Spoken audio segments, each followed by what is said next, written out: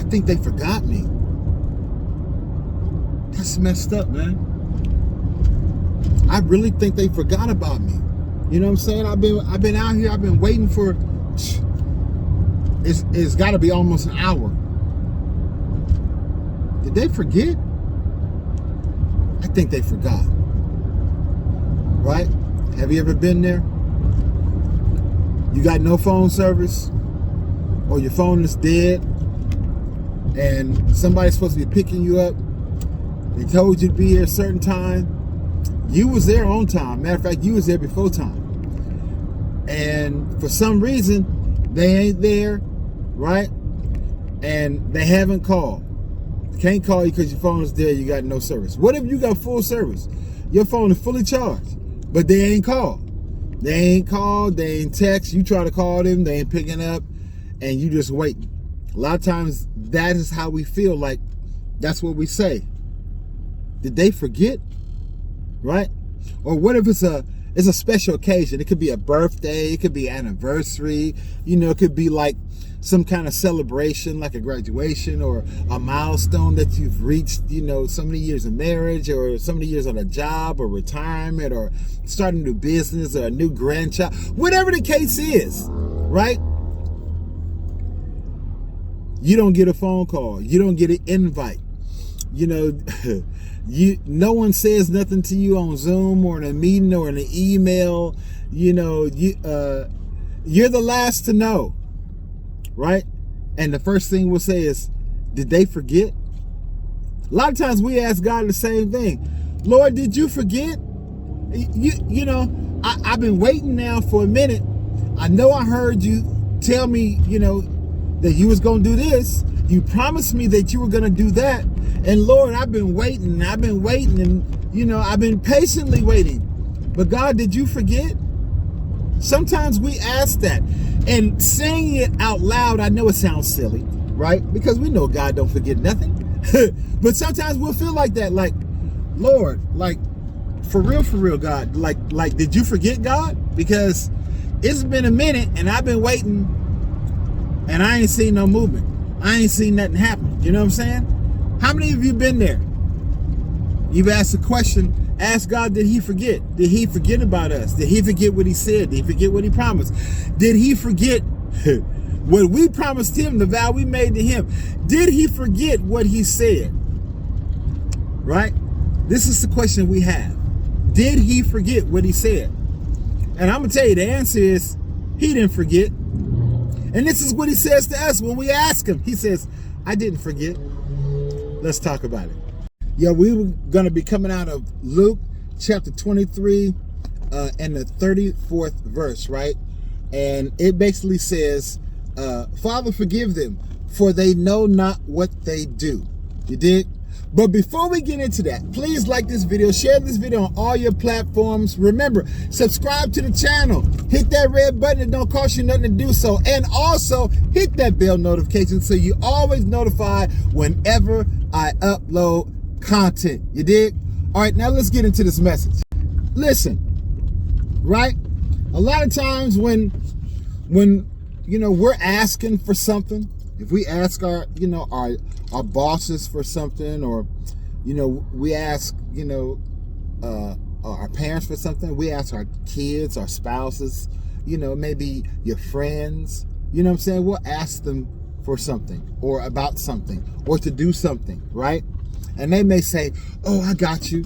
Don't worry about it. I got you. Or I'll take care of that as soon as I get back to the office. Or, hey, give me a minute and I'll hit you with that info that you wanted, or I'll get with you later, right? And we go into it with the expectation that they're going to hit us later, or they're going to get that information to us some kind of way, right? We won't have to wait a long time, hours, days, weeks, months. Hopefully that won't be the case. We can get the information that we need, right? We can get it in a timely fashion, and we can go on about our day. When that doesn't happen, what's the first thing that we tend to think? They've forgotten, right? They got distracted. Maybe they got sidetracked. A whole plethora of things could have happened to cause them to forget. But obviously they forgot. But instead of us chalking up as, oh, they must have forgot, let me just lovingly remind them, or hopefully they'll remember, or let me do a follow-up. We'll get pissed off, we'll get mad, we'll start making up all kind of scenarios in our head. We'll start, receiving things from the enemy and from our flesh, and then entertaining that. And everything's gotten blown out of proportion because someone forgot. And instead of us realizing that and responding the right way, we respond in our flesh. We get all bent out of shape. We want to call people and talk about, what are you doing? And I was waiting on this, and you said you was going to do this, and, you don't keep your word, and am I not important? Or, all this kind of crazy foolishness stuff, right? But what I need y'all to understand that God had to show me is that he don't forget. He says, I don't forget. And in Luke, the 23rd chapter, right? And I believe it's starting like the 34th verse. He says, God forgive him. Now this is when he's on the cross, right? He's been nailed on the cross. They've raised him up, right? Upright. And he's got the two, criminals on the side of him, and he's on the cross. Nails and feet have been hammered in, and he's on the cross. And he says, Father. See, he doesn't come to God as the Christ, right? He doesn't come to God as God man. He comes to God as his son, right? So he comes to God as his son. And the first thing he says, and the first way he addresses him, he says, Father, right? He appeals to the one in all of creation, right? As his father, his protector, his nurturer, his confidant, his security. He says, Father, right? It's not God, the divine creator, right? It's not his Lord as the sovereign ruler, right? But he appeals to the one that he looks up to, the one that he explicitly trusts, the one that he completely loves. And there's no doubt in what his father says, and there's no doubt when his father speaks. He wholeheartedly, and above all and above anyone, he loves his father completely through and through, because that's his father. So this is who he's appealing to. And he says, Father, right? Understand the relationship here. And then after he says Father, right? He's not like us. He's not trying to get back, right? He's not pissed off. He's not trying to come at them in a way of out of revenge, or you know what? I can't believe they did this to me. I can't believe they didn't came at me like this. You know what I'm saying? He wasn't trying to do no kind of get back, no revenge. He wasn't on no death tip, or I'm finna destroy them. But what did he say after Father? After he appeals to the one, his father, he says, forgive them. Ha! Come on now. It's not revenge. It's not God. You see what they did to your son. He says, forgive him. Forgive him. Forgive him, Father. Forgive him. Right? Forgiveness is the act or the ability to show or to exercise mercy. We all have been there. I know I have. I know I've been there plenty of time. I can tell you, I've been there just last week. I had to ask God for mercy. Lord, forgive me. You know what I'm saying? I need you to exercise mercy in this. I messed up. I missed the mark. This is what forgiveness is. And basically when he said, Father, forgive them, basically what he was saying is, Lord, please exercise some mercy. Please show some mercy. Okay?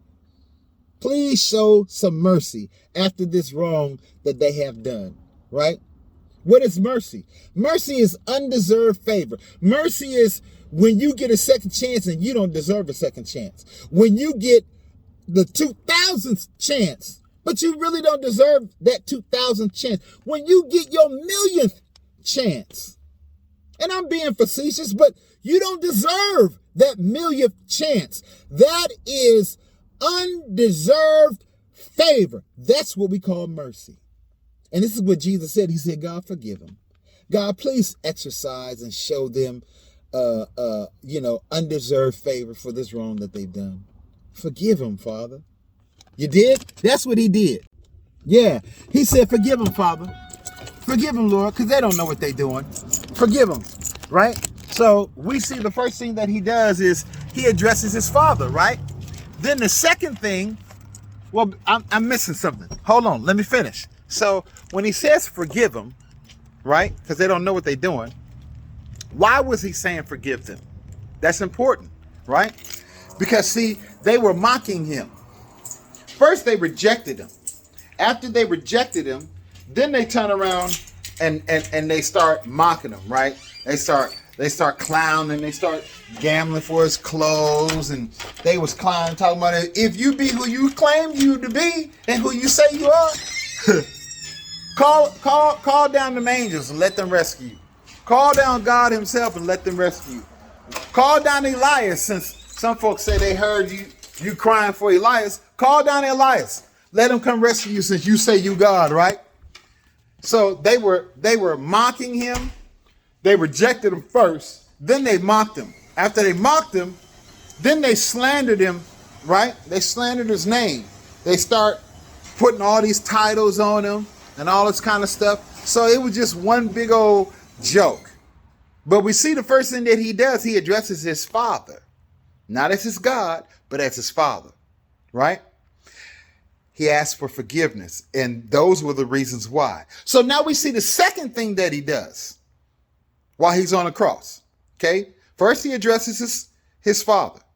Then the second thing he does is he addresses the new converts. Wait, what? New converts? Yeah! Did you forget the man that was on the left and the right side of him? One of them got saved. Yeah. So see, God does not forget. We're going to see how he addresses all these different avenues that need to be addressed. Before he said it's finished, he addressed God to ask for our forgiveness. Then the second thing he did is he addressed the new convert, right? My man was saying, yeah, if you be God, man, going to live. And he's like, yo, hold on, bro. Chill out, blood. He ain't did nothing to deserve what we getting. You know what I'm saying? Yo, Jesus, check this out, man. Please don't forget me, when you go to your kingdom. And Jesus said, this day, not after all these other things, but this day. See, you're going to have to go through the judgment. You're going to go through all these things too when that finally happens. But this day, you will be with me in paradise. That was a new convert, and he had to address that brother, and he had to comfort him in light of what he was facing, knowing that he was going to die. But because he said, God, remember me, and those were his last words, God said, I got you. I got you. You dig? So after he addresses God, his father, and then he addresses the new convert, right? Then what's the next thing he does? After he addresses the new convert, then he addresses his brethren. You dig? He addresses not the new convert that just got saved, but he addresses those that's been in this race for a minute, right? They've been running this race for a minute. Those are the ones he addressed. And he says, he looks down because he didn't forget anyone. He's not leaving anyone out, right? So he says, woman. Now he addresses his mother, but he addresses his mother as to say, oh, I haven't forgot you. I know I'm your son, and I know I'm finna die, but I'm not finna leave you without someone to cover you. Okay? So he looks at James, he said, behold, this is your mother. Woman, behold your son. And from that day forth, she lived with him. So he didn't forget that aspect either. He even covered that aspect of the family, covering his mama, right? Then after that, what did he do? After he addressed that issue, then he turned and he addressed another issue. Just a quick break. Please don't forget Lamelli E. Love, uplift, motivate, inspire, learn, laugh, encourage, and enlighten. You dig? Lamelli.com. Go on the website, check out the merch. And we have some new things coming real soon. You dig?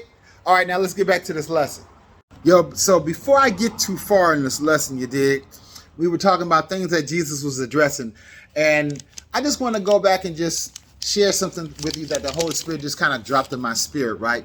And, when Jesus said to them, today, thou shalt be with me in paradise. When he told the criminal that, that was really significant, right? Because as you got to remember, he's a new convert, okay? So as a new convert, Jesus told him, today, thou shalt be with me in paradise. What Jesus did is Jesus gave him the when, the why, the who, the what, and the where. Yeah. He gave him the when, the who, the why, the what, and the where. When he says today, that's the when. Okay? He says shout. Okay? Today, shout. That's a command. Right? And that's the why. See, today was the declaration, and that was the when. The shout was the command, and that's the why. The when and the why. He says, today shalt thou. The thou is us, me and you, right? That's the who. Okay, so Jesus declared it, he commanded it, and he ordained it. The who he ordained is us. Okay, the when, the why, the who. Today shalt thou be with me. Shalt thou be with me. The be with me is the what. Okay? What are you going to do? You're going to be with me. So this was what was prophesied. It hasn't happened yet. Remember, they're hanging on a cross. But Jesus says today, which is the when. Shout, which is the why. That's a command, right? Thou, which is the who, right? We've been ordained by him. Be with me is the what. So we got the when, the why, the who, the what, and the where is in paradise. Oh yeah, see, that's the preparation, right? The be with me is what was prophesied. And the in paradise, where you gonna be with me at? In paradise. How? It's being prepared. That's the where. So when dealing with new converts, we always need to keep in mind the when, the why, the who, the what, and the where when they have questions or to things that we may say. Jesus answered him. He answered him the when, the why, the who, the what, and the where when he said, today shalt thou be with me in paradise. You dig? And also, when he talked to the woman, right? I mean, think of what he said. This is his mama. This is not anybody. This is his mama, right? The one who he loves, the one who he came from. He came out of her. You know what I'm saying? So this ain't just any kind of woman, right? But when he addresses her as woman, which is meaning, feminine, frail, beautiful, female, beloved creature. It was personal. You dig? When he said woman, it was personal. Yes, he was talking to his mama, but he was talking to someone he thought was beautiful. And they were frail. They were soft. They were feminine. You know what I'm saying? She was a beloved creation. You know what I'm saying? When he said woman, he said behold. We all know behold means to see, to look, to open your eyes,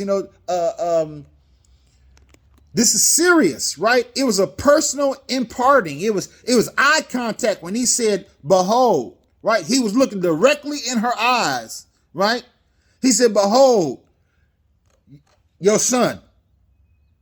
right? I need you to see this right now. I need you to realize, right? This is the way it is, right? Recognize that this is now going to be your reality. This is your son. This is your security. This is your future. This is your help, because I'm not going to be here. You know, Mom, I've been with you for, 33 years, but I'm about to die. So you need somebody that's going to be there and be a security. Daddy's getting old.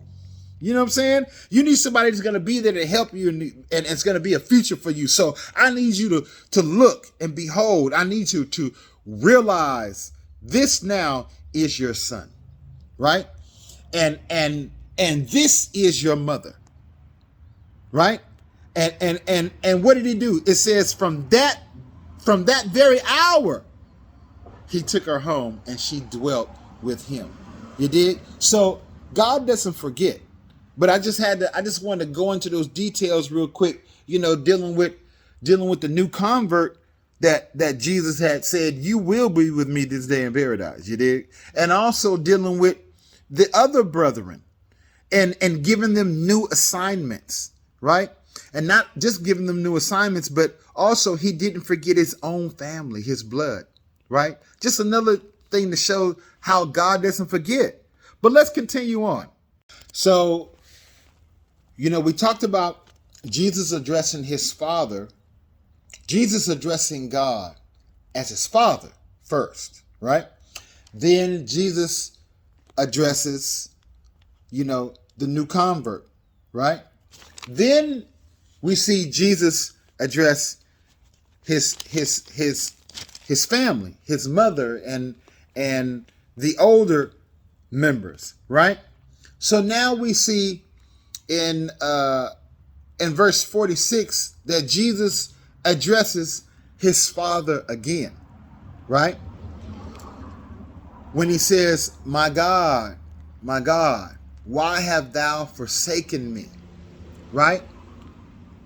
We see Jesus addressing his father here, but he is addressing him not as a father, but as a sovereign God, as Elohim, as the Almighty, as El Shaddai, right? He's not addressing him as father to son. Now he's addressing him as God and Lord and his Savior. When he says, my God, right?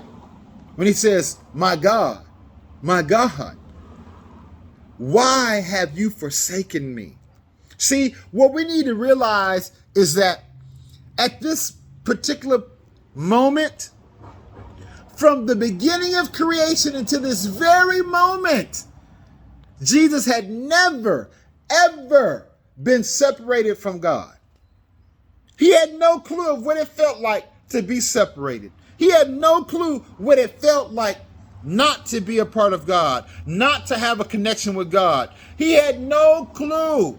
Why? Because he had never been separated from God ever since the beginning of creation. He is the Word. He was in the beginning, right? He did create all things for himself, by himself, right? And there was nothing that was made that wasn't made without his hand, right? This is what the Bible says, him being the Word. So he had never been separated from God ever in his life, had never experienced it. And so that's why listen, this is one of the reasons why he had been praying in the garden so hard. God, is there any other kind of way that we can do this? Because I've never been separated from you. Is there any kind of way that we can do this thing? You dig? And his final reply was, nevertheless, your will be done. Wow. Never being separated from God? I mean, I can't even imagine what that would feel like. Never, ever being separated from God. And somebody might say, well, why? Why was it necessary? Because God cannot look upon sin. He's too holy. He's too righteous. He cannot look upon sin, not even his own flesh and blood. So when Jesus took upon my sin and your sin and everyone's sin from the past and everyone's sin from the future that will ever sin when he took all of that upon himself? God couldn't look upon him, man.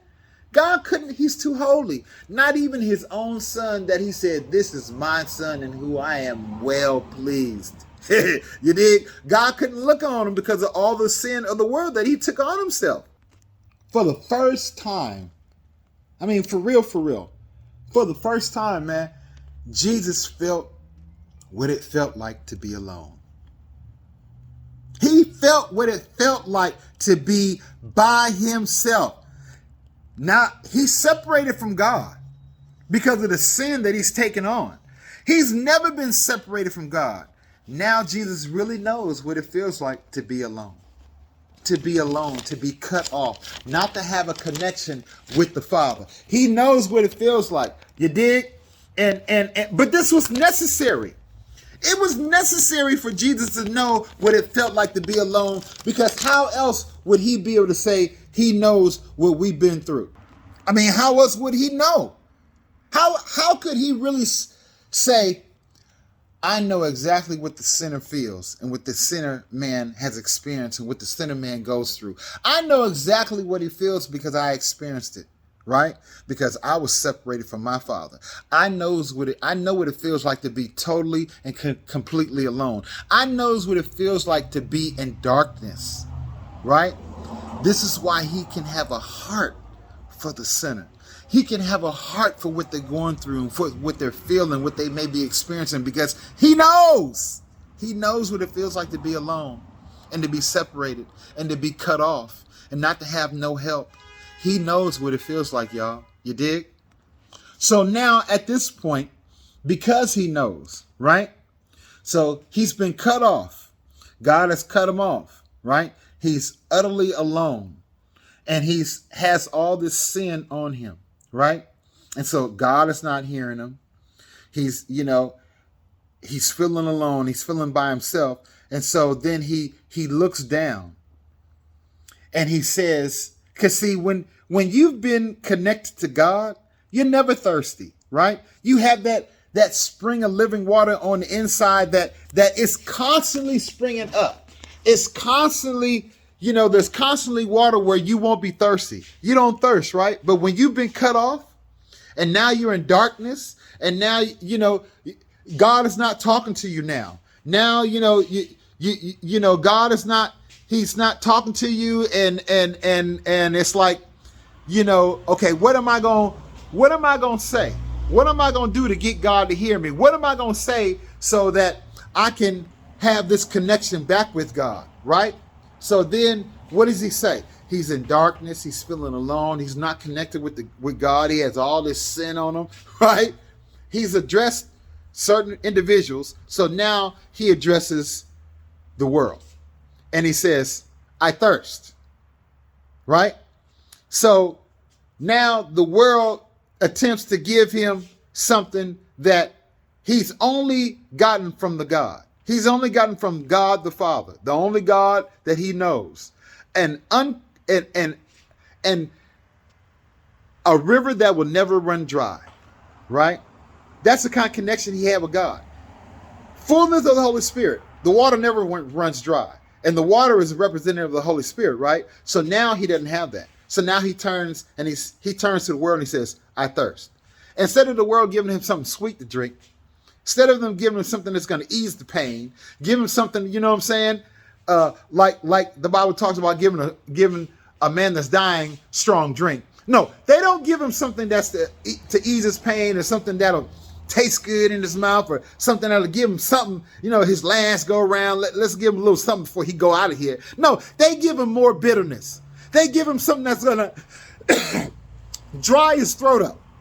They don't give him something that's going to, wet his throat, make his throat feel good, not parched, not dry. They give him something that's bitter. They give him something that's going to make his esophagus even close up even the more, right? This is what the world does, right?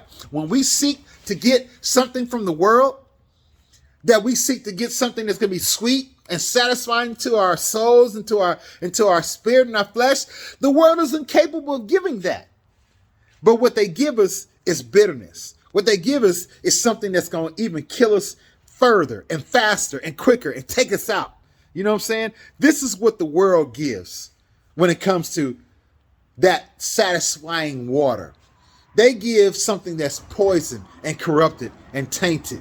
You dig? So now after he addresses the world, and what they gave him was even more bitterness and dried his throat up even further, then he turns around and he addresses the universe.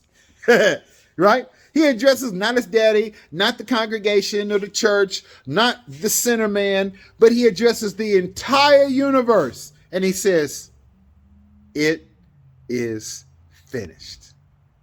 Jesus, what a wonderful, beautiful thing to hear.